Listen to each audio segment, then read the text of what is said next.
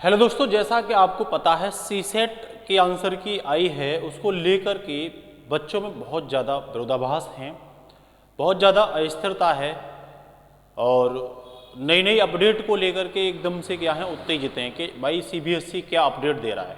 मतलब जो CSAT exam कराता है सीबीएसई, इसकी क्या अपडेट है, आंसर की को लेकर के क्या अपडेट हैं, आंसर की नहीं देगा या नहीं देगा, री आंसर की आएगी या नहीं आएगी। दूसरी बात ये अपडेट भी है कि क्या रिजल्ट कब आएगा क्या नहीं आएगा। रिजल्ट को लेकर के तो बहुत ज़्यादा बच्चों के दिमाग में है। दूसरी बात, जैसा कि सभी को पता है, ये बातें क्लियर भी हो गई हैं बच्चों के लिए कि भाई किसी के 2 नंबर कम हैं, किसी के 1 नंबर कम है, किसी का फिक्स बैठ रहा है, ठीक है ना। और आंसर की जो आई थी सबको पता है, उसमें ऑप्शन 9 भी आया है। तो किसी ने तो अपना ऑप्शन 9 जो है वो जोड़ लिया है, ऑप्शन 9 को जोड़ करके किसी के बिल्कुल करेक्ट मेरिट पर बैठ रहे हैं। मान लो जनरल में है, उसने ऑप्शन 9 2 थे, दोनों को जोड़ करके उसके 90 बैठ रहे हैं। तो उसके दिमाग में ये चीज़ें हैं कि मेरा होगा या नहीं होगा। बाई चांस अगर यूपीएससी ने ऑप्शन 9 को नहीं माना तो उसका भविष्य क्या होगा। दूसरी बात, एससी में भी ऐसे हैं जिनके 82 बैठ रहे हैं, वो ऑप्शन 9 को लगा करके बैठ रहे हैं, तो उनका क्या होगा। तीसरी बात, ऑप्शन 9 नहीं लगाया लेकिन उनके किसी के 90 की जगह 88 बैठ रहे हैं या 89 बैठ रहे हैं, या किसी के 82 की जगह 80 बैठ रहे हैं, 81 बैठ रहे हैं, तो उनको भी डर लगा हुआ है। दूसरी बात, किसी ने नॉर्मलाइजेशन भी ऑप्शन 9 भी लगा लिया लेकिन उनको अब ये है कि भाई फिर भी कम बैठ रहे हैं, हो सकता है नॉर्मलाइजेशन मिले। उनको ऐसा लग रहा है कि मेरी शिफ्ट जो है वो हार्ड है। तो ये जो फॉल्ट है उनके दिमाग में, ये जो चीज़ चल रही है उनके दिमाग में नॉर्मलाइजेशन को लेकर के, तो उसे भी हम क्लियर करेंगे, ठीक है। और जो बताएंगे हम क्लियर करेंगे वो सब आपको आयोग की ऑथेंटिक जो रिपोर्ट है उनके अनुसार बताएंगे, आयोग के द्वारा कही गई बातों के अनुसार बताएंगे। हो सकता है किसी में हम आपके लिए ये बोलने का प्रयास करें कि भाई बच्चों ने जो चैलेंज दिया था तो सीबीएसई ने वो चैलेंज क्या कर लिया, एक्सेप्ट कर लिया, तो उसको भी आधार हम बनाएंगे। या चैलेंज पर जो भी बातचीत हुई है उसमें हम क्या करेंगे कि भाई चैलेंज के बारे में के बाद यूपीएससी ने क्या क्या अपना तर्क दिया है, क्योंकि यूपीएससी भी इतनी आसानी से हार मानने वाला नहीं है। क्योंकि गत वर्ष जो एग्जाम हुए हैं यूपीएससी के, वो भी तो अपना इतिहास देखते हैं कि हमारा इतिहास से क्या रहा था।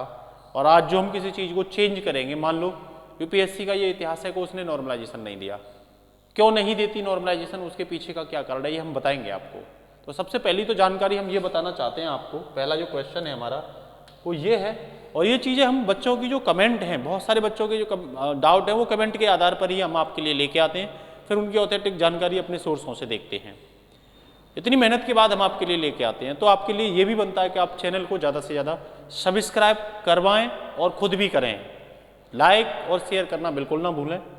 यदि आप चैनल को शेयर और सब्सक्राइब कराते हैं तो हमें भी मोटिवेट मिलता है और हम निरंतर आपके लिए खोज करके वीडियो लाने का प्रयास करते हैं और आपके जो दिमाग में चल रहे जो गणित है वो उसको क्लियर करने का प्रयास करते हैं, कन्फ्यूजन को क्लियर करने का प्रयास करते हैं। पहला कन्फ्यूजन से नॉर्मलाइजेशन होगा, ये है, होगा तो बताइए, हाँ नहीं होगा तो ना, फिर क्यों नहीं होगा इसका एकदम ऑथेंटिक हम आपको बताएंगे कि भाई आप भी कहोगे हाँ रियल में नॉर्मलाइजेशन का ये जो रोल है यही ठीक है। फिर अगर बढ़ेगा तो किसका बढ़ेगा, अगर यूपीएससी ने किसी का नंबर बढ़ाया तो किसका बढ़ेगा, कुछ का बढ़ेगा या फिर सभी का बढ़ेगा, ठीक है ना।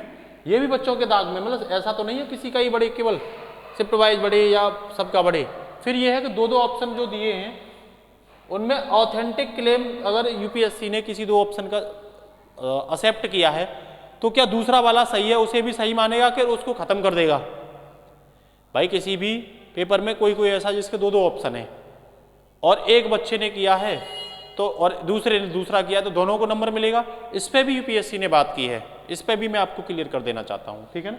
फिर रिजल्ट अपडेट क्या है, रिजल्ट को लेकर के क्या अपडेट है, ये सबसे बड़ी न्यूज बनी हुई है।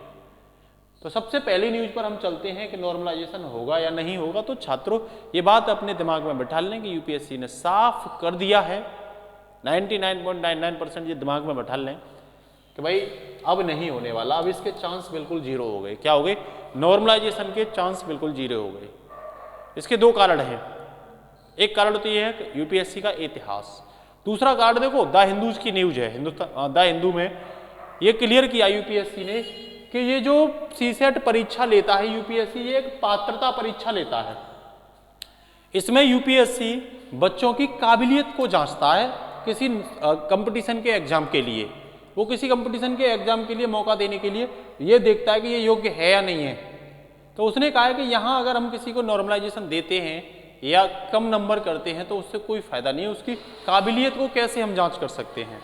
तो उसने ये बोला है कि भाई यूपीएससी का जो एग्जाम है ये पात्रता परीक्षा है, ये कॉम्पिटिटिव एग्जाम नहीं है और इसीलिए इसमें नॉर्मलाइजेशन तो होने का मतलब ही नहीं बनता है। ठीक है, क्योंकि नॉर्मलाइजेशन देने से बच्चे की काबिलियत जांच नहीं होगी। उसने कहा कि हमने हर साल की तरह 2011 से लगातार जो है हम शिफ्ट बाय शिफ्ट क्लियर कर देते हैं पहले से ही, और शिफ्ट बाय शिफ्ट क्लियर करके हम एग्जाम लेते हैं, तो बच्चों को पहले से पता होता है मेरी ये शिफ्ट है, मेरी ये शिफ्ट है, मेरी ये शिफ्ट है। दूसरी बात, अभी तक यूपीएससी ने किसी भी शिफ्ट को हार्ड नहीं माना। नॉर्मलाइजेशन कब मिलेगा? जब कोई शिफ्ट हार्ड होगी। उसने अभी तक किसी भी अपनी बात में ये नहीं बोला कि ये शिफ्ट हार्ड है या ये नॉर्मल है, अभी तक नहीं बोला। जब अब तक नहीं बोल पा रहा यूपीएससी और रिजल्ट आने के चांस है, इसका मतलब नॉर्मलाइजेशन नहीं होगा। सबसे बड़ा कारण यही है कि ये पात्रता परीक्षा है, ये कोई कंपटीशन परीक्षा नहीं है। पात्रता परीक्षा में नॉर्मलाइजेशन का मतलब नहीं बन। अभी तक जो नॉर्मलाइजेशन आप देख रहे थे वो कॉम्पिटिटिव एग्जाम थे, कुछ एक को छोड़ करके। तो नॉर्मलाइजेशन का जो रोल होता है वो कंपटीशन एग्जाम में ज़्यादा होता है। ठीक है। दूसरी बात, अगर बढ़ेगा तो किसका बढ़ेगा, कुछ का या सबका? तो मैं आपको ये बता देता हूँ। मान लो मैंने कोई क्लेम किया है किसी क्वेश्चन को लेकर के और वो मेरे एक चैलेंज रिपोर्ट के अनुसार क्वेश्चन नंबर मान के चलिए 70 सही गया और यूपीएससी को वो एक्सेप्ट करना पड़ा, तो जिसने भी क्वेश्चन 70 में जो क्वेश्चन लगाया है उन सभी को मिलेगा, किसी एक को नहीं मिलेगा। ऐसा नहीं है कि क्लेम करने वाले को मिलेगा या कुछ एक को ही मिलेगा, ऐसा बिल्कुल नहीं है। हर राज्य में, हर पूरे भारत में जिन बच्चों ने एग्जाम दिया उन सबको उसका लाभ होगा, एक फैसले से ही सबको नंबर मिलेगा।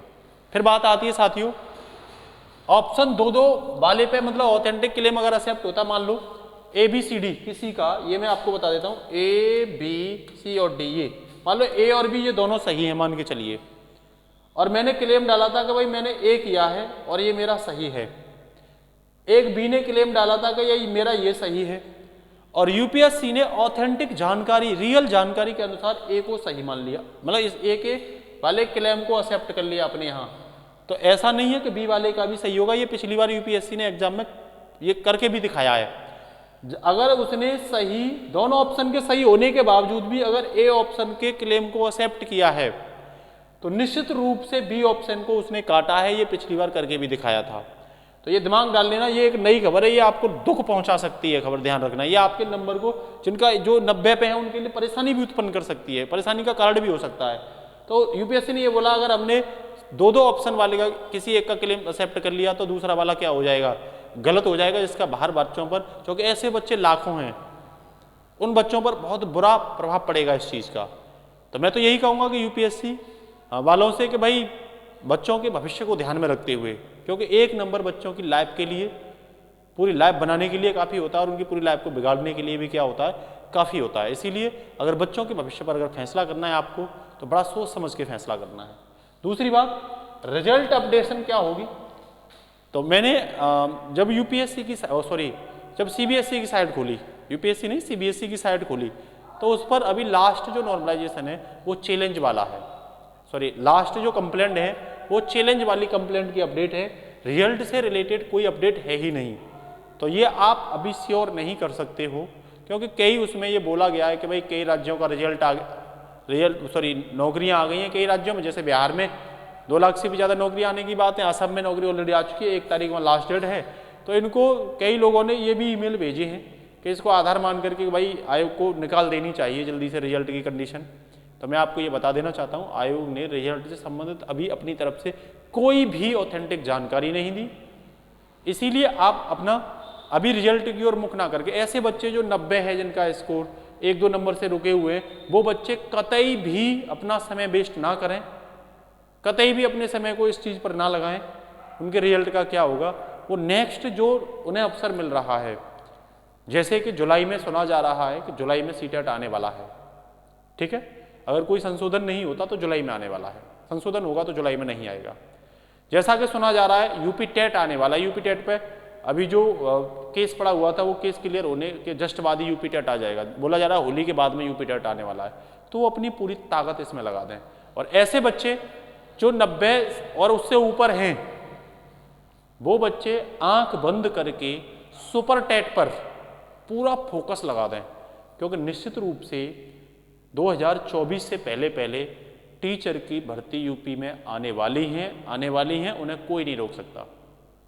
तो वो अपना समय बिल्कुल भी वेस्ट ना करें, सुपर टेट पर पूरा दिमाग लगाएं। नेक्स्ट जो भी अपडेट होगी हम आपके लिए लाते रहेंगे। चैनल को शेयर सब्सक्राइब करवाना ना भूलें। नमस्कार।